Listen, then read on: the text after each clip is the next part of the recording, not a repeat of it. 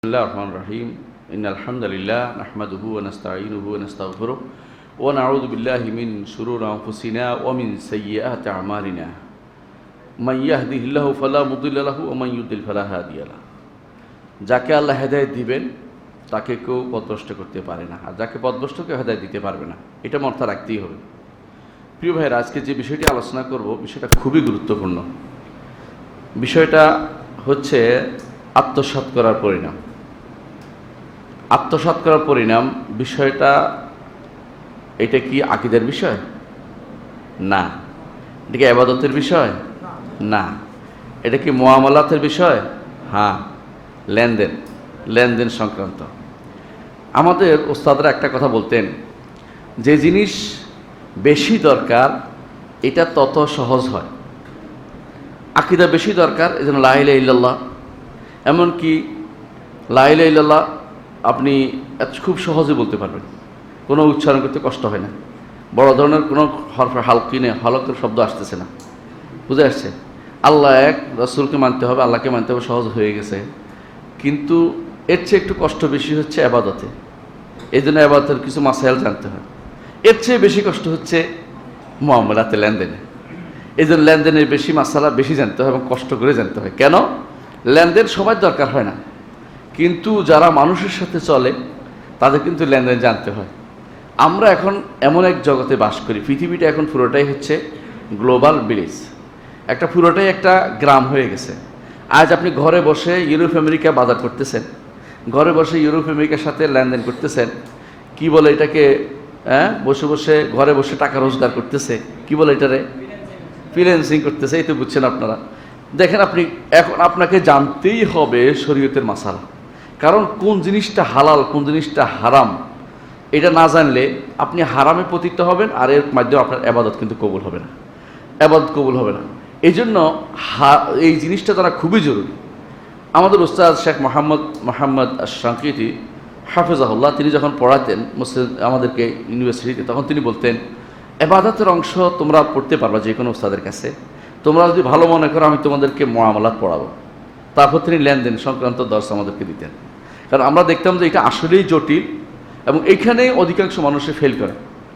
কোরআনে কারীমে আল্লাহ তাআলা ইবাদতের সাথে সাথে মুআমালাতের আলোচনাগুলি করেছেন, দিয়েছেন। অধিকাংশ মানুষে আমরা মুআমালাত আলোচনা করি না। এটা খুবই দরকার। মুআমালাত বা লেনদেন আলোচনা খুব বেশি জানা দরকার। কেন দরকার? কারণ লেনদেনের সাথে আখিরাতের মুক্তির একটা বিশাল বিষয় জড়িত হয়ে আছে। একটু পরে আমি শিখের সংক্রান্ত হাদিস আপনাদেরকে শোনাবো। তার আগে যে আয়াতটি পড়েছিলাম, আয়াতটির অর্থ বলি। আল্লাহ তাআলা বলছেন, ইয়া আইয়ুহাল্লাযীনা আমানু, হে ঈমানদারগণ। আব্দুল্লাহ ইবনে মাসউদ রাদিয়াল্লাহু আনহু বলেন, যখন আল্লাহ তাআলা বলবে ইয়া আইয়ুহাল্লাযীনা আমানু, তখন তোমাকে বলছে, মানে আল্লাহ তাআলা তোমাকে অ্যাড্রেস করছে, একজন ব্যক্তিকে, প্রত্যেকটি ব্যক্তিকে ইন্ডিভিজুয়ালি, যে তোমাকে প্রত্যেকে বলেছে, আমাকে আল্লাহ ডাকছে। ফারআই বিহা সামআক, তোমার এটা শোনার জন্য কান লাগিয়ে শোনো। কি বলতেছে আল্লাহ তাআলা? লা তাকুলু আমওয়ালাকুম বাইনাকুম বিল বাতিল, তোমাদের মধ্যে সম্পদ যেটা বাতিলভাবে খেও না, বাতিলভাবে কোনো সম্পদ নিও না। বাতিল বুঝছেন, মানে যেটা সত্য নয়, অসত্য পদ্ধতিতে, অন্যায় পদ্ধতিতে কোনো রকমের সম্পদ তোমার নিতে পারো না। ইল্লা আন তাকুনা তিজারাতান আন তারাদিম মিনকুম, তো যদি ব্যবসা হয়, আবার ব্যবসা হলেও যথেষ্ট নয়, ব্যবসার মধ্যে আবার পরস্পরের সন্তুষ্টি থাকতে হবে। বিশাল করে আল্লাহ তাআলা বলে দিয়েছেন, ওয়ালা তাকতুলু আনফুসাকুম ইন্নাল্লাহা কানা বিকুম রাহিমা। তারপর আল্লাহ তাআলা বলছেন, ওয়া মান ইয়াফআল যালিকা, যে এই কাজটি করবে, কি কাজটি করবে? অন্যের সম্পদ ভক্ষণ করবে, উদওয়ানা ওয়া যুলমান, সীমা লঙ্ঘন করে এবং জুলুম করে, ফাসাউফা নুসলিহি নারা, জাহান্নামে তাকে দগ্ধ করানো হবে। নুসলি অর্থ সলাই, অর্থ দগ্ধ করানো। অর্থাৎ আল্লাহ তাআলা ঘোষণা দিচ্ছেন, আমরা তাকে দগ্ধ করাবো জাহান্নামের আগুনে।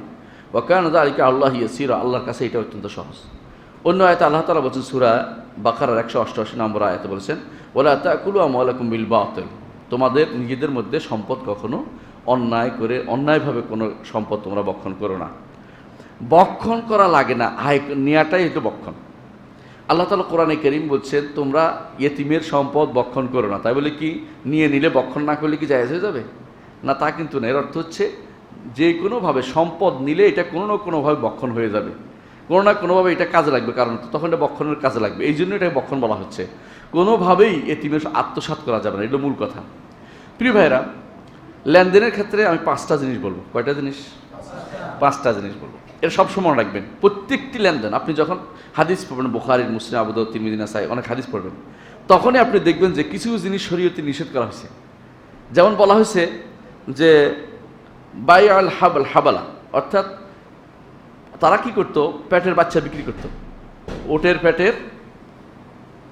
পেটে কি বাচ্চা আছে এটা তারা বিক্রি করতো। ওটের পেটের ভিতরে কি বাচ্চা আছে বিক্রি করে দিত অগ্রিম। এটা কি ঠিক? কেন? এটার মধ্যে ধোঁকা আছে। এটার মধ্যে কি আছে? ধোঁকা আছে। এবং এটা পুরোটাই ধোঁকা হইতে পারে, কিছুই নাই হইতে পারে, ফ্যাট ফুলি থাকতে পারে। তখন তো আর আমাদের মতো মেশিন আবিষ্কার হয় নাই। আবার ধরেন কেউ বিক্রি করতো পাথর নিক্ষেপ করতো, বলতো যে পাথর যেটার উপর পড়ে এটা বেচা কেনা হয়ে গেছে, এটাও শরীয়তে নিষিদ্ধ। আবার কি করতো? রাস্তার মধ্যে যায় কিনে আনতো, বাজারে উঠার আগে বিক্রি করে ফেলতো। আবার একজনেরটা আরেকজনে বিক্রি করতো, আবার দালালি করতো। এগুলো সব নিষিদ্ধ। শরীয়তে যে সমস্ত নিষিদ্ধ করা হয়েছে হাদিসে, আপনি এগুলি খেয়াল করবেন। এগুলি 5টি জিনিসের বাইরে না। কয়টা জিনিস? 1 নম্বর হচ্ছে পুরোটাই ধোঁকা। পুরোটাই ধোঁকা, মানে পুরো জিনিসটাই ধোঁকা দিছে আপনাকে, একটা ধোঁকা দিছে। এইটা পুরোপুরি হারাম। ধোঁকা দেয়া কোনোভাবেই গারার যেটাতে আছে এটা শরীয়ত অনুমোদন করে না। গারার যেটাতে আছে, বুঝে আসছে? এটা শরীয়ত কোনোভাবেই গ্রহণ করতে পারে না। শরীয়ত এটা হারাম ঘোষণা করা হয়েছে। 2 নম্বর হচ্ছে দেখতে ভালো কিন্তু ভিতরে ধোঁকা। এটাকে বলা গেশ। আগেরটাকে পুরোটাই ধোঁকা, এটাকে বলা গারার, মানে পুরোটাই গারার যেটা, এটা হারাম, পুরোটাই হারাম যেটা, বুঝতে পারছেন? আরেকটা হচ্ছে গেশ অর্থ হলো উপরে ভালো ভিতরে খারাপ। রাসূলুল্লাহ সাল্লাল্লাহু আলাইহি ওয়াসাল্লাম বাজারে গেছেন, বাজারে গিয়ে হাত ঢুকিয়ে ভিতরে দেখলেন যে ভিজা। তো বললো যে মা হাযা ইয়া সাহিবাত তাআম, হে খাবার বিক্রেতা, এগুলি কি? ক্বালা আসাবাতুস সামা ইয়া রাসূলুল্লাহ, ইয়া আল্লাহর রাসূল, বৃষ্টি পড়ছিল এই জন্য। ক্বালা লিহাল্লা জাআলতাহু ফাওক, উপরে ফেললা না কেন, ভিতরে রাখছে কেন? মান গাশশানা ফালাইসা মিন্না, কেউ আমাদের ধোঁকা দিলে সে আমার দলভুক্ত নয়, ধোঁকাবাজরা আমার দলভুক্ত হইতে পারে না। রাসূলুল্লাহ সাল্লাল্লাহু আলাইহি ওয়াসাল্লাম এটা কঠিনভাবে, তাহলে কিছু আছে প্রকাশ্য ধোঁকা, স্পষ্ট পুরোটাই ধোঁকা, আর কিছু আছে যেটা হারাম জিনিসগুলি আর কি, আপনি বুঝতে পারছেন। আর যেগুলো আছে উপরে ভালো ভিতরে ধোঁকা, 2টা জিনিসই হারাম করছে ইসলাম। 3 নম্বর হারাম করেছে ইসলাম যে জিনিসটা, সেটা হচ্ছে যে রিবা, দরার, ক্ষতিকর জিনিস। ক্ষতিকর যত জিনিস আপনি বিক্রি করতে পারবেন না, ক্ষতিকর জিনিস নিষিদ্ধ। যেগুলো মানুষের ক্ষতি হয়, আপনি জানেন যে ওষুধটা যদি আমি বিক্রি করি তো লোকটা অসুস্থ হয়ে পড়বে, তারপরে আপনি এটাকে টিপে উঠাই দিয়া, তারিখ উঠাই দিয়ে বিক্রি করে ফেলছেন। অথবা আপনি জানেন যে এই কোম্পানির ওষুধ মানুষের ক্ষতিকর, আপনি তারপর বিক্রি করছেন, তারপর এটা পুরোটাই হারাম কাজ করছেন। তাহলে 3 নম্বর হচ্ছে ক্ষতিকর কোনো কিছু বিক্রি করা যাবে না, মানুষের ক্ষতি হয় সেটা বিক্রি করা যাবে না। ফিরেনহাম আজকে যদি কোনো আপনি জুবচান্দাকে চালিয়ে দেন, জায়েজ হবে না? জায়েজ হবে না, কারণ আপনি এটা কী করছেন? ক্ষতির দিকটা মানুষকে আপনি তাকে বলেন নাই। তো ক্ষতির জিনিসটাও ইসলাম হারাম ঘোষণা করেছে। কয়টা বললাম? 3টা। 4 নম্বর হচ্ছে যেটাতে রেবা আছে, সুদ আছে, যেটাতে কি আছে? সুদ আছে, এটাও ইসলাম হারাম ঘোষণা করেছে। সুতরাং সুদের জাতীয় যত কিছু সবগুলি হারাম, কোনো কথা নেই, এগুলি পুরোপুরি হারাম ঘোষণা করেছে। 5 নম্বর বাতিলের মধ্যে 5 নম্বর কোনটা? জাহালা, অজানা। আপনি জানেন না কি বিক্রি করে ফেলছে কি। এখন তো বেশিরভাগই বিক্রি করে যারা ওই অনলাইন কেনে, বেশিরভাগই অন্ধ কিনে, কেনার পরে দেখা যায় কি কিনলাম, এটা ভিতরে তো কিছু দেয় নাই, দেখাইছে একটা দিছে আরেকটা। অনেক সময় না জেনে আপনি কিনতেছেন, অন্ধকার, আপনি বুঝেন না বিশাল অ্যাড দিছে, পরে দেখেন যে আসলে এটার সাথে কোনো সম্পর্কই নাই। এই জাহালা এটাও হারাম ঘোষণা করেছে। কয়টা হইল? 5টা। ইসলামের লেনদেনের 5টি জিনিস সবসময় মনে রাখতে হবে আপনাকে, যে 5টি, প্রত্যেকটা আপনি যতগুলো হাদিস পড়বেন 5টার একটা পাবেন, 5টার একটা আপনি পাবেন। যেমন যে ব্যক্তি বাজারে জানে না, তাকে অগ্রিম যে কিনে ফেলছেন, বাজারে আনার আগে পণ্য কিনে ফেলছেন, এর মাধ্যমে আপনি ধোঁকা দিচ্ছেন, বেটাকেও ধোঁকা দিচ্ছেন, বাজারওয়ালাদের লোকদেরও ধোঁকা দিচ্ছেন। এরকম প্রত্যেকটি দিন যতগুলো নিষিদ্ধ করা হয়েছে এর মধ্যে 5টা জিনিস আপনি পাবেন। প্রিয় ভাই, আমি একটু লম্বা করে ফেলছি, কিন্তু আমি আবার গুছিয়ে নিয়ে আসছি ইনশাআল্লাহ। এর মধ্যে যে জিনিসটা আমরা আজকে আলোচনা করতে চাচ্ছি সেটা হচ্ছে হারামের সাথে সম্পৃক্ত, এবং এটা ধোঁকার সাথে সম্পৃক্ত, এবং এটা ক্ষতিকর জিনিসের সাথে সম্পৃক্ত। সেটা কি? আত্মসাৎ করা। আত্মসাৎ হচ্ছে আরেকজনের জিনিস জোর করে নিয়ে নেয়া, আরেকজনের জোর করে নিয়ে নিলাম আমি, এটা ইসলাম হারাম ঘোষণা করেছে। এটা কোনো লেনদেন না, এটা আসলে মূলত এটা হচ্ছে জোর করে নিয়ে নেয়া। লেনদেনের জিনিসগুলো পরিষ্কার, যে ব্যবসার সাথে এই জিনিসগুলো জড়িত হয়, কিন্তু এখানে লেনদেন আসতেছে না, এটা জোর করে আপনি নিয়ে নিয়েছেন, এটা হারামের মধ্যে, সরাসরি হারামের ভিতরে পড়ে। এটাকে আল্লাহ তাআলা কোরআনে কারীমে নিষেধ করেছেন, বলছে ওয়ালা তা'তাদু ইন্নাল্লাহা লা ইউহিব্বুল মু'তাদিন। একটু আগে আমরা এই আয়াতে বলছি, সূরা নিসার 29 নম্বর আয়াতে বলা হয়েছে উদওয়ানা ওয়া যুলমান, যে কেউ ওয়ামান ইয়াফআল যালিকা, যে কেউ মানুষের সম্পদ নিবে উদওয়ানান ওয়া যুলমান, সীমা লঙ্ঘন করে এবং জুলুম করে, কি হবে আল্লাহ তাআলা বলছেন ফাসাউফা নুসলিহি নারা, আল্লাহ তাকে আগুন দিয়ে তাকে পোড়াবেন, আগুন দিয়ে তাকে জ্বালাবেন, আগুন দিয়ে জ্বালাবেন। কঠিন কথা বলেছে, তাহলে তার পরিণতি অত্যন্ত ভয়াবহ। এই ভয়াবহতা বর্ণনা করেছে রাসূল আল্লাহ তাআলা অন্য আয়াতে বলেছেন ওয়ালা তা'তাদু, আর তোমরা সীমা লঙ্ঘন করো না, একে অপরের উপরে সীমা লঙ্ঘন করো না। ইন্নাল্লাহা লা ইউহিব্বুল মু'তাদিন, আল্লাহ তাআলা সীমা লঙ্ঘনকারীকে পছন্দ করেন না। আরেকটি হাদিস বলে বুঝতে পারবেন, রাসূলুল্লাহ সাল্লাল্লাহু আলাইহি ওয়াসাল্লাম বলেছেন তোমাদের মধ্যে মুফলিসকে, মুফলিস মানে হচ্ছে কফরদক শূন্য, কফরদক মানে পয়সা নাই, তোমাদের মধ্যে গরিবকে, ফকিরকে, ফকিরকে। তো সাহাবায়ে কেরাম বললেন যে আমাদের মধ্যে ফকির হচ্ছে যার টাকা পয়সা নাই, সম্পদ নাই, সেই ফকির। রাসূলুল্লাহ সাল্লাল্লাহু আলাইহি ওয়াসাল্লাম বললেন যে আমার উম্মতের মধ্যে ফকির হচ্ছে ওই ব্যক্তি যে ব্যক্তি কিয়ামতের দিন আসবে, কি নিয়ে আসবে? সালাত, সিয়াম, যাকাত, অর্থ কি ইবাদত যেগুলো, এগুলো সব তার ঠিক আছে, ইবাদতের মধ্যে কোনো কমতি হয়নি, ইবাদত ফুল করেছে। কিন্তু ইয়াতি, সে আসছে ওয়াকাদ শাতামা হাযা, ওরে গালি দিয়ে আসছে, দরাবা হাযা, ওরে মারি আসছে, ওয়া দরাবা হাযা ও আকালা মাল হাযা, আরেকজনের সম্পদ বক্ষণ করেছে জোর করে। বুঝতে পারছেন কথাটা? হ্যাঁ, ওয়াসাফাকা দামা হাযা, আরেকজন রক্ত প্রবাহিত করেছে। আমাদের সমাজে আছে কি এটা? নাই, আছে। বহু মানুষ আছে আপনি দেখবেন একেবারে কপালে দাগ লাগাই ফেলছে, বহুত ইবাদত করে, কিন্তু দেখবেন আল্লাহর বন্দার হকের ব্যাপারে সে সাবধান না, বন্দার হকের ব্যাপারে সাবধান না। এমন কি ভাই বোনের হকটাও মেরে দেয়, দেয় না? ভাই বোনের হকটাও মেরে দিচ্ছে। এমন কি দুইজন ব্যবসা করছে, একজন হক মেরে দিচ্ছে। বেশিরভাগ ব্যবসায়ী তার ব্যবসায়ী যে কোনোভাবে ব্যবসায়ী বিদায় করতে চায় তার পার্টনারকে, কোনোভাবেই পার্টনার সহ্য করতেছে না সে, এখন আর তার এখন তার পয়সা হয়ে গেছে, যে কোনো মূল্যে একটা যদি ধরাই দেয়, মাঝখানে আরেকজন ঢুকে হলেও সমস্যা তৈরি করে দেয়। এদের হচ্ছে এরা কি করেছে? আরেকজনের সম্পদ বক্ষণ করেছে। এটার ব্যাপারে রাসূলুল্লাহ সাল্লাল্লাহু আলাইহি ওয়াসাল্লাম বলেছেন এরা হচ্ছে মুফলিস, এরা হচ্ছে সত্যিকারের ফকির। কেন রাসূল বলতেছেন? রাসূলুল্লাহ সাল্লাল্লাহু আলাইহি ওয়াসাল্লাম বলতেছেন এখন যেই ব্যক্তি যাদের সম্পদ নিয়েছে এরা হাজির হবে, হাজির হয়ে বলবে যে আমাদের সম্পদ দাও, দিতে তো পারবে না, সেদিন কি দেওয়া হবে? রাসূলুল্লাহ সাল্লাল্লাহু আলাইহি ওয়াসাল্লাম একটা হাদিসে বলেছেন যে তোমাদের কোনো ভাইয়ের যদি তুমি যদি কোনো তোমার ভাইয়ের উপর জুলুম করে থাকো, তাহলে এখনই তোমাদের সেই ভাই থেকে হালাল করে নাও, মাফ করে নাও। আরবরা এই জন্য যায় এই স্ত্রীর কাছে পর্যন্ত মাফ চায়, কি বলে তুমি আমার হালাল করে দাও। স্ত্রীর স্বামীর কাছে মাফ চায় মৃত্যুর আগে যে আমার মাফ করে দাও। কারণ এমন একটা সময় আসবে যখন সেদিন টাকা পয়সা দিয়ে কেউ কাউকে মাপ নিতে পারবে না। কি দিয়ে মাপ নিবে? হাসানাত ও সাইয়্যাত দিয়ে, ন্যাক এবং বদ দিয়ে। তো সেদিন হাসরের মাঠে রাসূলুল্লাহ সাল্লাল্লাহু আলাইহি ওয়াসাল্লাম বলেছেন, হাসরের মাঠে এই লোক আসে যখন যাদের সম্পদ নিয়েছে জোর করে আত্মসাৎ করেছে, ওরা হাজির হবে। হাজির হয়ে কি বলবে? হাজির হয়ে বলবে এ আমার সম্পদ নিয়েছে।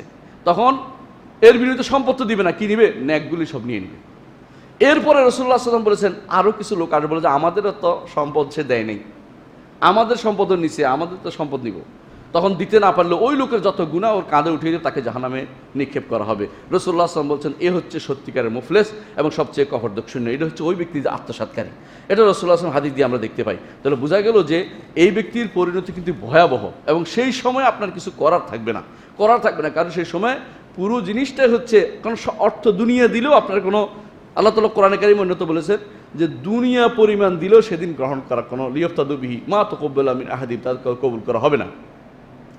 অন্য হাদিসে রাসূলুল্লাহ সাল্লাল্লাহু আলাইহি ওয়াসাল্লাম বলেছেন মান আখাযা আমওয়ালান নাস ইউরিদু আদা আদাল্লাহু আনহু, কেউ যদি মানুষের সম্পদ নেয় কিন্তু তার উদ্দেশ্য হচ্ছে তখন ধার নিচ্ছে ফেরত দিয়ে দিবে, আল্লাহ তাআলা তার থেকে দেওয়ার ব্যবস্থা করবেন।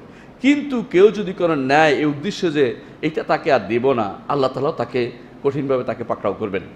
এটাও বুখারী হাদিসে আসছে। আরেকটি হাদিসে রাসূলুল্লাহ সাল্লাল্লাহু আলাইহি ওয়াসাল্লাম বলেছেন কেউ যদি কোনো কারোর সম্পদ কোনো মুসলিমের সম্পদ নাহক নিয়ে থাকে, আল্লাহ তাআলা হাসরের দিন তার সামনে তার সাথে সাক্ষাৎ হবে। আল্লাহর সাথে সাক্ষাৎ আমরা আশা করি, তাই না? সাক্ষাৎকার অর্থ কি বুঝেন কিনা? সাক্ষাৎকার অর্থ আল্লাহকে দেখা, এটা সবসময় মনে রাখবেন। যেখানে আল্লাহ তাআলা সাক্ষাতের কথা আসছে কোরআন এবং হাদিসের অর্থ আল্লাহকে দেখা। সেদিন আল্লাহ তাআলা তার সাথে ক্রোধান্বিত থাকবেন, কেন? মানুষের সম্পদ সে নিয়েছে। এই জন্য যত কিছু হোক সে কিন্তু আল্লাহর সন্তুষ্টি পাচ্ছে না। আল্লাহ রেদওয়ানুন মিনাল্লাহ, রেদওয়ানুন তানবিনটা তাকলিলের জন্য আসছে, সবাই জানে, মুহাদ্দিসিনা বলে, অর্থাৎ আল্লাহর সামান্যতম সন্তুষ্টি একটা মানুষের জন্য যথেষ্ট। কিন্তু সেদিন আল্লাহ তাআলা তারপর ক্রোধান্বিত থাকবেন, কারণ মানুষ সম্পদ সে জোর করে বহন করে কেটে নিয়েছে। কেটে মানে হলো কলমের খোসা দিয়ে কাটছে, বুঝছেন তো? কলমের খোসা দিয়ে কাটছে, এটা একটা তারা বলছে, অর্থাৎ যে কোনো হোক, যেভাবে হোক কাটাকাটি করে নিজের পকেটে নিয়ে নিছে। আরেকটা হাদিসে রাসূলুল্লাহ সাল্লাল্লাহু আলাইহি ওয়াসাল্লাম বলেছেন, একজন মানুষের সম্পদ কখনো হালাল হবে না যতক্ষণ পর্যন্ত নিজে ইচ্ছাকৃত না দেয়, অর্থাৎ খুশি মনে না দিবে। খুশি মনে না দিলে একজনের সম্পত্তি কখনো হালাল হবে না। আপনি তাকে একটা বিপদে ফেলে নিয়ে নিলেন, বউকে বিপদে ফেলে নিয়ে নিলেন, অথবা স্বামীকে বিপদে ফেলে নিয়ে এলেন, কোনোভাবে সেটা জায়েজ হবে না। এমনকি পরবর্তীতে আবার তার থেকে যতবারই মাফ চান না কেন, এই মাফ কিন্তু মাফ হবে না, অর্থাৎ আপনাকে মাফ হয় নাই মনে করতে হবে। যতক্ষণ পর্যন্ত অন্তর থেকে আপনাকে সেই ব্যক্তি সম্পদটা না দিচ্ছে ততক্ষণ পর্যন্ত সেটা মাফ হবে না। এই জন্য একটা কলম ধরেন, সেটাও একই অবস্থা, যেমন সামনে আসতেছে একটা হাদিসে। অন্য এক হাদিসে রাসূলুল্লাহ সাল্লাল্লাহু আলাইহি ওয়াসাল্লাম বলেছেন, মান আখাযা শিবরা মিনাল আরদি জুলমান তাওয়াক্কাহু মিন সাব'i আরাদিন, যে কেউ 1 বিঘত জমি লইবে জুলুম করে। 1 বিঘত জমি, আমাদের দেশে আইল আছে না, ক্ষেতের আইল কেটে আমরা খুবই পছন্দ করি। বিশেষ করে হুজুর অনেক কিছু করে, নামাজ কালামা ঠিকই পড়ে, কিন্তু আইলের মর্যাদা, বিশেষ করে আইলের ইয়াতে ক্ষেত্রে তিনি সেখানে রক্ষা করতে পারেন। লোভ এত বেশি, জমিনের লোভ সাংঘাতিক লোভ রে ভাই, আমি দেখছি জমিনের লোভ সবচেয়ে বেশি। জমিনের প্রতি মানুষের যে মোহ, এটা বৃদ্ধ বয়সে আর একটু বেশি আসে। হয়তো আপনারা ভালো মানুষ এই হিসেবে বলছি না আপনাদেরকে, অনেকের আছে বৃদ্ধ বয়সে জমিন কিভাবে কিনবে, ফোলারে বুদ্ধি দেয়, জমিন কেমনে ফোলার কাছে রাখবে, মেয়েরে কেমনে বঞ্চিত করবে, এই বুদ্ধির কিন্তু এই বুড়া মানুষটাই দিছে তার, হয়তো তার মাথা হয়তো নাই, এরকম হইতে পারে। যুবক বয়সে উড়নচণ্ডী থাকে, এদিক সেদিক থাকে, বৃদ্ধ বয়সে বেশি জমিনের মহব্বত থাকে। এই জন্য রাসূলুল্লাহ সাল্লাল্লাহু আলাইহি ওয়াসাল্লাম যেটা বলেছেন খেয়াল করেন, তিনি বলেছেন 1 বিঘত জমি যদি কোনো কেউ গ্রহণ করে, জুলুম করে, তাওয়াক্কাহু মিন সাব'i আরাদিন, 7 স্তবক জমিন তার কাঁধে সেদিন লাগিয়ে দেওয়া হবে। উঠতে পারবে? উঠতে পারবে? এরকম একটা ঘটনা আমি বলি, আপনার শুনে ভালো লাগবে আপনাদের। খলিফা হেকাম তিনি কোথায় ছিলেন? এই খলিফা হেকাম ছিলেন কর্ডোবা, বর্তমানে যে স্পেন, সেখানকার খলিফা তিনি ছিলেন। তখনকার দিনে মুসলিম বিশ্বের খলিফা স্পেন থেকে পরিচালিত, তারা এখন স্পেনে মুসলমান পাওয়া যায় না, দুঃখজনক ঘটনা। তো তিনি একদিন বসে আছেন, এমন সময় বৃদ্ধ এসে বললেন যে, তিনি বসে আছেন এমন সময় বৃদ্ধের একটা বাড়ি তার সামনে পড়ছে, যে এই বাড়িটার জন্য আমার বাগান বাড়িটা সুন্দর হচ্ছে না। কে বললেন? খলিফা হাকাম বললেন যে, বৃদ্ধ তুমি এই বাগান বাড়িটা আমাকে ছেড়ে, তোমার বাড়িটা ছেড়ে দাও না, আমার বাগান বাড়ি সুন্দর হচ্ছে না, তুমি ছোট্ট, তোমার জন্য 2টা বাড়ি করে দেবো। বল না, আমার বাড়ি আমার থাকবে। এই কথা বলার পরে রাতের বেলা লোক লাগাই দিয়ে ভেঙে ফেলছে, কিসের বুড়িতে থাক, তোরা ওইখান দিয়ে নিয়ে যাস। বর্তমানে কি করে দেখছেন তো, বড় বড় জমিন খেকো কিছু আছে না, ভূমিদস্যু বলে, ওরা কি করে, আপনার জমি কুদ্দুর আছে এটা নিয়ে নিছে, এখন আপনি এবার অফিসে দৌড়ান, পাতা জুতা ক্ষয় হয়ে যাক, এরপরে আপনারা বলবে ঠিক আছে তুমি কিছু টাকা দাও, তোমার একটা দিব, মানে আবার টাকা নিয়ে অতিরিক্ত আপনারা দিচ্ছে, এরকম। এটাই ভূমিদস্যুরা বেশি করে। তো খলিফা হাকাম এটা করছে, জোর করে দখল করে ফেলছে। তো মহিলা কাঁদতে কাঁদতে চলে গেছে কাজীর দরবারে। কাজী বলছে যে অবস্থা খুব বেগতিক, কারণ খলিফার বিরুদ্ধে আমি কি করতে পারি। তখন তিনি সকালবেলা যাইয়া খলিফার বাড়ির সামনে একটা বস্তা পুরে বসে আছে, মাটির বস্তা। খলিফা বের হয়ে দেখে যে কাজী বসে আছে, বিচারক বসে আছে। কি তোমার কি সমস্যা, তুমি তো অমুক না, অমুক খলিফা আবুল ওয়ালিদ আল বাজি না তুমি কাজী? বলে হ্যাঁ। বলে এখানে সকালবেলা আপনি এখানে কেন আসছেন? বলে আমি আসছি, আমি শপথ করেছি যে আমার এই বস্তাটা খলিফা ছাড়া কেউ যদি উঠায় দেয় আমি এটা নিব না। তিনি এসে বলছে আচ্ছা ঠিক আছে, তোমার এটা উঠে তোমার শপথ পূরণের ব্যবস্থা করতেছে, আসো। আসে উঠাইতে চাচ্ছে, উঠাইতে পারে না, কারণ উনি এটার ভিতরে যত রকমের বড় বড় কি ওজনার জিনিস ঢুকাইছে, বিশেষ করে ওই ক্ষেতের বড় বড় মাটি ঢুকাইছে, বেশি করে মাটি ঢুকাই একবার চাক ঢুকাইছে, এখন এটা উঠাইতে পারে না। তখন কানে কানে বলতেছে আজকে আপনি এটা উঠাইতে পারছেন না, খলিফাতুল মুসলিমিন, 7 স্তবক জমিন কিভাবে উঠাবেন হাসরের মাঠে? আমি তোমাকে সাক্ষী রাখি বলছি, আমি দিয়ে দেবো বুড়ির সম্পত্তি, বুড়িকে ফেরত দিয়ে দেবো। তারপর বুড়িকে আত্মসাৎ করা জিনিসটা ফেরত দিয়ে দিলেন। আমি এটা বোঝানোর জন্য বলতেছি কাহিনীটা, এটা সত্য একটা ঘটনা। কেন বললাম? কারণ আসলেই মনে রাখতে হবে যে হাসরের জিনিসটা আছে। যে ব্যক্তি আল্লাহকে ভয় করে, হাসরের মাঠে হিসাবে ভয় করবে, সে ব্যক্তি কারো সম্পদ বক্ষণ করতে পারে না। সে মনে করবে যে আমাকে এটার জন্য হিসাব দিতেই হবে, আমাকে এটার জন্য হিসাব দিতেই হবে। এটা কি হয়েছে? থাকে না তো, এটা পড়ে যায়, উল্টো হয়েছে এমনি না, আমার সমস্যা পড়ে যাচ্ছে বারবার। আচ্ছা ঠিক আছে, অসুবিধা নেই। তাহলে আমরা দেখতে পাচ্ছি যে কেউ যদি কোনো সম্পদ এভাবে নিয়ে যায়, যতটুক দিবে, সম্পদ না কি নিতে পারে, মানুষের সম্পদ নিতে পারে, একটা কলমও নিতে পারে, একটা স্থাবর নিতে পারে, অস্থাবর সম্পত্তি নিতে পারে, যেটাই নেন না কেন এটা আপনার জন্য বিপদের কারণ হবে। সেদিন এটা আপনার বিপদ, কারণ আপনি সেদিন দিতে পারবেন না। জমিনও নাই, যে জমিনে আপনি বসবাস করেছেন এই জমিন কি আছে? সেই জমিন তো থাকবে, নতুন এক জমিন হবে, আপনি কি থেকে জমিন দিবেন? আপনি যদি কোনো কলম হয় কলমও দিতে পারবেন না, তখন আপনার সব কিছু হবে হাসানাত ও সাইয়্যাত দিয়ে, অর্থাৎ ন্যাক এবং বদ দিয়ে আপনার মধ্যে বিচার হবে। আপনার ন্যাক বেশি থাকলে তারে দিয়ে দেওয়া হবে, না দিতে পারলে শেষে তার বদগুলি আপনার কাঁধে উঠিয়ে দেওয়া হবে। অনেক মানুষ আছে আমাদের ভাইরা, দেশের বাইরে বিভিন্ন জায়গাতে চাকরি করে, আমাকে বলে যে আমি মাজলুম। আমি বললাম যে আপনি তো ভালো অবস্থানে আছেন। মাজলুম অর্থ হলে আপনি গুনাহ যতই করেন মাফ হচ্ছে হওয়ার ব্যবস্থা একটা আছে কিন্তু, কারণ আল্লাহ তাআলা তার সুন্নাতুল্লাহ হচ্ছে, আল্লাহর সুন্নত হচ্ছে এটা যে মাজলুমের পক্ষে তিনি থাকবেন, মাজলুমকে তিনি রক্ষা করবেন, ওলাও বাদাহিন, সাহায্য তিনি করবেন, হাসরের মাঠে হলে তিনি সাহায্য করবেন। আপনি এখন মনে করেন মাজলুম হওয়া ভালো, জালেম হবেন না। আমার ওস্তাদকে জিজ্ঞাসা করেছিলাম একদিন, একজন আমার প্রশ্ন করেছে মসজিদ নবীতে, শেখ আব্দুল মোহসেন আব্বাদ, আপনি নাম শুনেছেন ওনার। তো আমি জিজ্ঞাসা করছিলাম এই কারণে, সে আমাকে বলছে আমি আরবি বলতে পারি না, আপনি বুঝিয়ে বলেন। বলছি কী বুঝিয়ে বলতাম? বলে এই লোকটা আমার কফিল আমারে 800 রিয়াল বেতন দিবে কইয়া নিয়ে আসছে বাংলাদেশ থেকে, এখন দিচ্ছে 600 রিয়াল, তার সমস্ত সম্পদ আমার হাত দিয়ে যায়, আমি কি 200 রিয়াল কেটে কেটে রেখে দেবো? বুঝছেন কিনা কথাটা? কারণ আমার হক।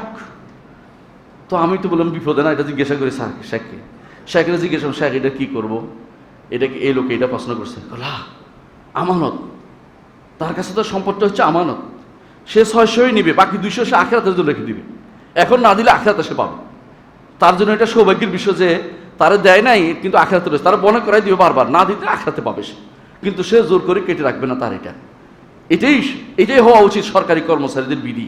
আপনার হাতে টাকা আছে বলেই কলমের খোসা দিয়ে বিশাল একটা অঙ্ক, ঢাকা যাওয়ার একটা বিল, চট্টগ্রাম যাওয়ার একটা বিল, বিমানের বিল, অমুকের বিল, তমুকের বিল, কেটে আপনি বিল কেটে সব কি করবেন? আপনার জমিনের ভিতরে ঢুকে ফেলেন, যত বিল আছে বিলগুলি আর রাখলেন না। তাহলে এই অবস্থা যখন আপনি তৈরি করবেন, এর অর্থ হচ্ছে আপনি কিন্তু আমানতদারি রক্ষা করেন না, আমানতদার রক্ষা করেন নাই। এটা জন্য আপনাকে জিজ্ঞাসাবাদ করা হবে, প্রত্যেকটি জিনিস নিয়ে সেদিন আপনাকে হাজির হতে হবে, যেটা করেছেন এটা। এমনকি দেখেন রাসূলুল্লাহ সাল্লাল্লাহু আলাইহি ওয়াসাল্লাম একটা হাদিস মনে আছে কিনা, কেউ যদি কোনো একটা ছাগল না দেয় যাকাতের, কি করবে? সেদিন ছাগল কাঁধে নিয়ে আসবে। কেউ যদি উঁট না দেয়, উঁটটা কাঁধে করে নিয়ে আসবে। এর অর্থ কি বুঝছেন তো? এবং কি শুধু আসবে না, বিরক্তিকর শব্দ করতে থাকবে, লাহু সুগা, লাহু রে আ করতে থাকবে, করতে থাকবে, মানে সে কান শেষ ফাড়াই ফেলবে, এটা কান্দে করে সে উঠতে থাকবে হাসরের মাঠে। কঠিন কাজ রে ভাই, মানুষের হক কখনো নিতে নাই মানুষের হক। এবং আরো বলবো একটু পরে যে কিভাবে মানুষের হক নষ্ট করে।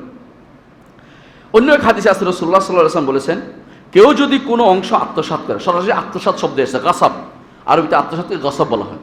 যেই ব্যক্তি কোনো সম্পদ আত্মসাৎ করে, জমিন আত্মসাৎ করে, সেদিন সে এই জমিনটাকে 7 জমিন মিলাইয়া সেটার পুরোটা নিয়ে হাসরের মাঠে উপস্থিত হবে।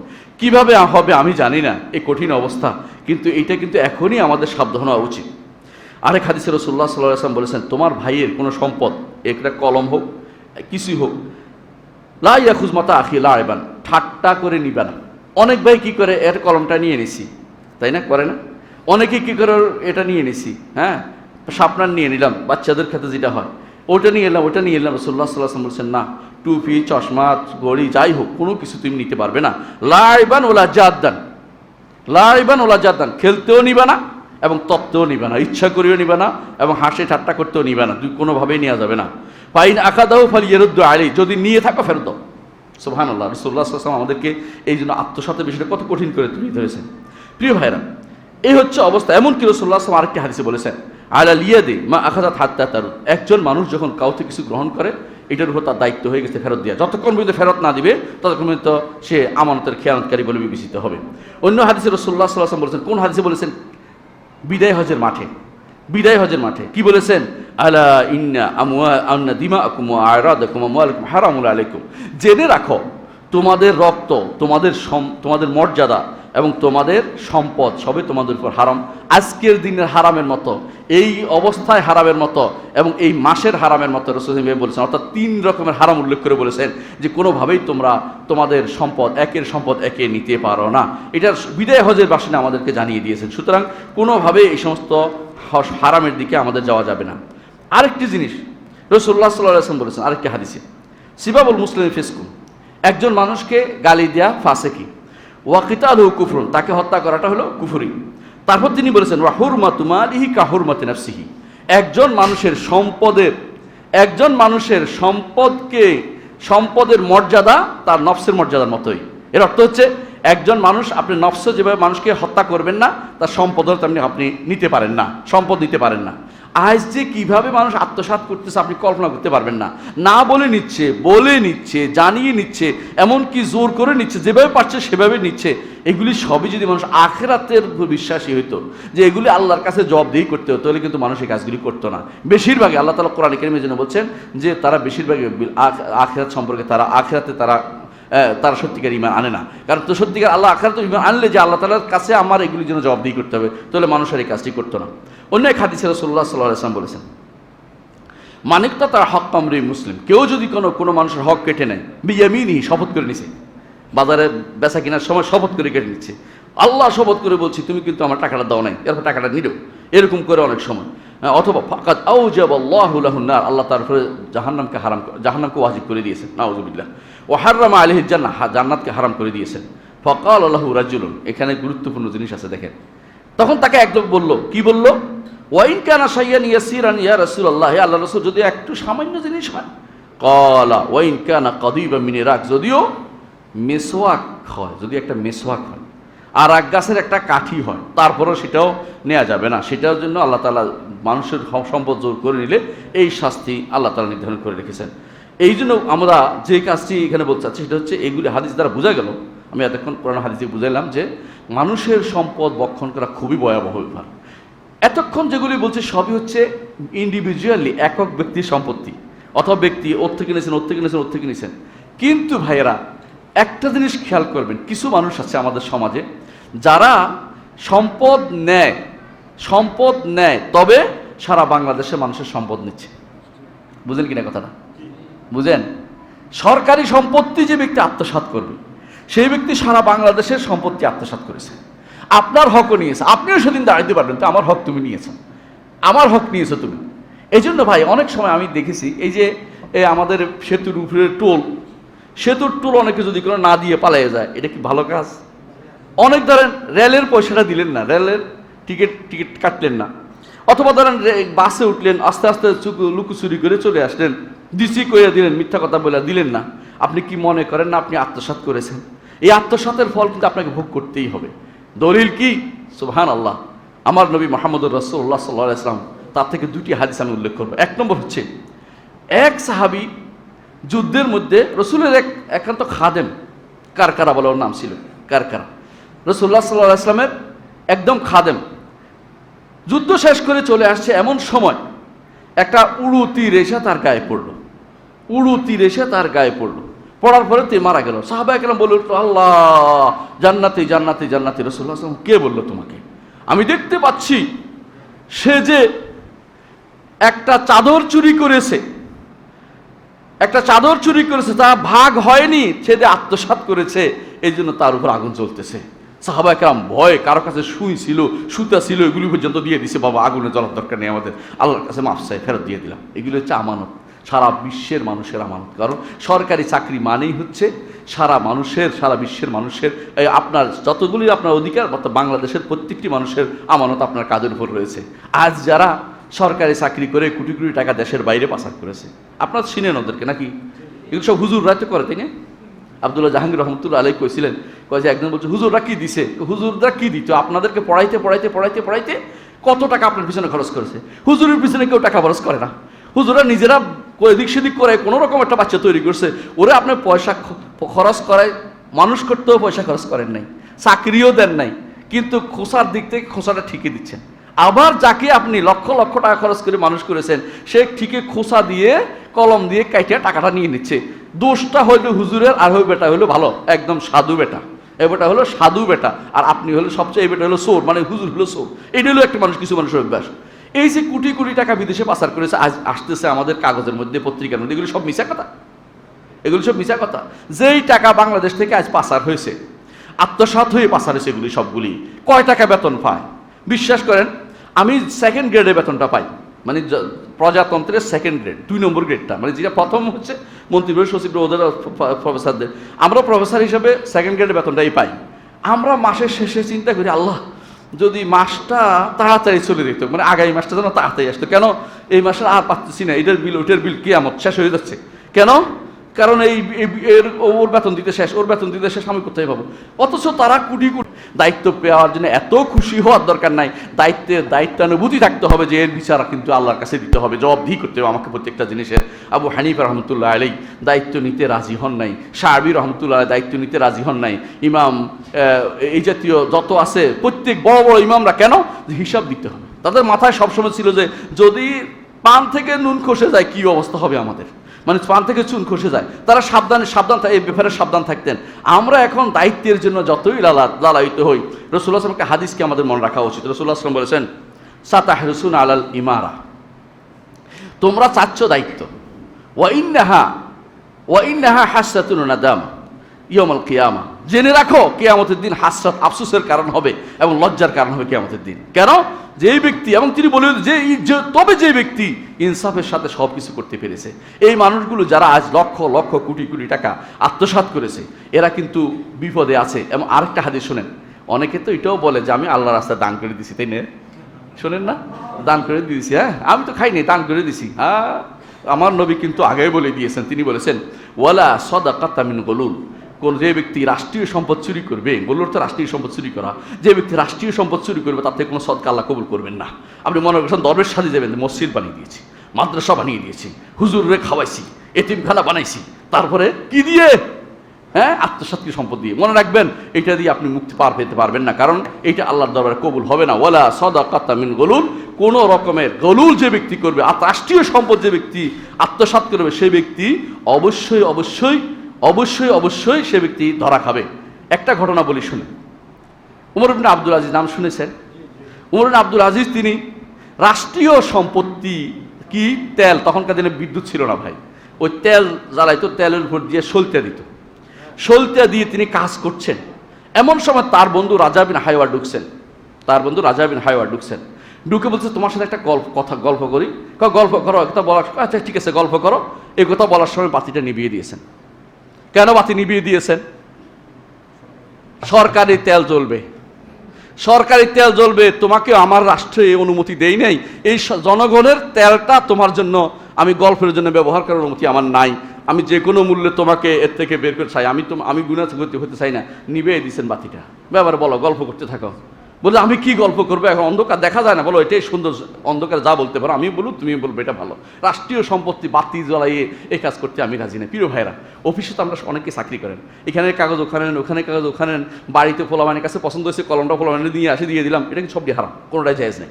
ওখান থেকে কিছুই হানবেন না। প্রয়োজনে যেদিন আপনার চাকরি শেষ হয়েছে হিসাব করে দেখবেন কত টাকা আপনার খরচ হইতে পারে, কত টাকা দয়া করে ওখানে একটা চেক করে দিয়ে অফিসে দিয়ে দিবেন। কেন? আপনি ফ্রেশ থাকেন, আল্লাহর কাছে প্রিয় থাকেন, আপনার অন্তরে আপনার হাত পবিত্র থাকুক, অন্তরটা পবিত্র থাকুক।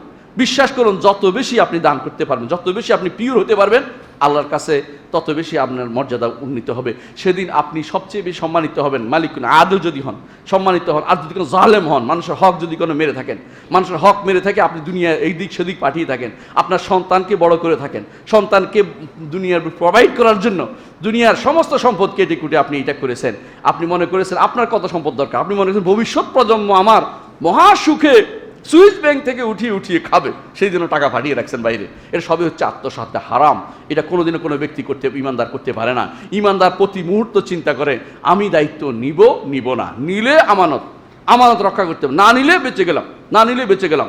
এই জন্য হাদিসে আছে রাসূলুল্লাহ সাল্লাল্লাহু আলাইহি ওয়াসাল্লাম বলেছেন, বিচারক সেদিন বলবে হায় আমি যদি দুইজনের মধ্যে বিচার না করতাম। একজন বিচারক বলবে আমি দুইজনের মধ্যে যদি বিচার না করতাম।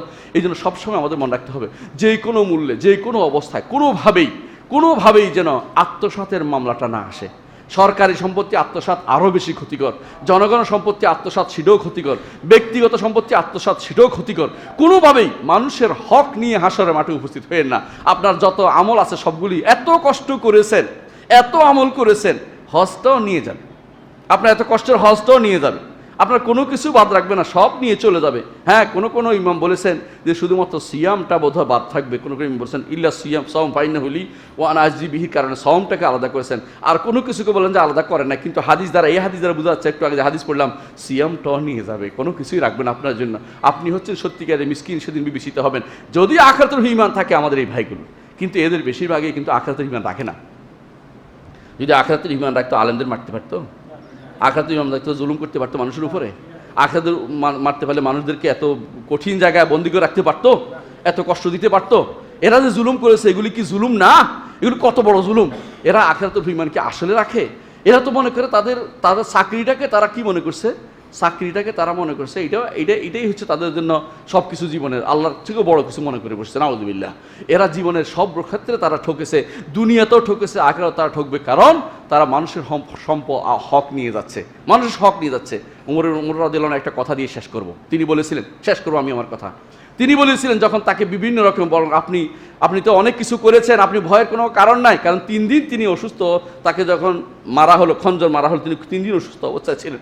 তখন তিনি বলেছেন যে আমি যখন বিভিন্ন প্রশংসা করা হচ্ছে, আপনি এটা করেছেন, বলছে আমি কিছু চাই না, আমি চাই রসুলের যুগে যে অবস্থা চাই এর পরেরটা সমান, অর্থাৎ যেন আমার পক্ষও না বিপক্ষও না এরকম অবস্থায় থাকুক, আগেরটা নিয়ে আমি একটু আল্লাহর সাথে সাক্ষাৎ করতে চাই। সুবহানাল্লাহ। মানে পরের জীবনটা তিনি ভয়ে ছিলেন সারাক্ষণ, যে কোথায় না জুলুম হয়ে গেছে, কোথায় না বেশি হয়ে গেছে, এই ভয়ে তিনি সারাক্ষণ কাটিয়েছেন। সুবহানাল্লাহ। আমি আমার এই বক্তব্য শেষ করতে যাচ্ছি, আমি শুধু এটাই বলবো যে প্রিয় ভাইরা, জুলুম নিয়ে হাসরের মাঠে উপস্থিত হওয়া যাবে না, জুলুম করা যাবে না, জুলুম করা যাবে না, আত্মসাৎ করা যাবে না, কারো সম্পত্তি নেওয়া যাবে না, তারও সম্পত্তি তার ইচ্ছার বাইরে, তার অনুমতি ব্যতীত, তার সন্তুষ্টির বাইরে কারো সম্পত্তি কোনোভাবেই নেওয়া যাবে না। আল্লাহ আমাদেরকে সব রকমের এই জুলুম করা থেকে আমাদেরকে হেফাজত করুন। আমিন।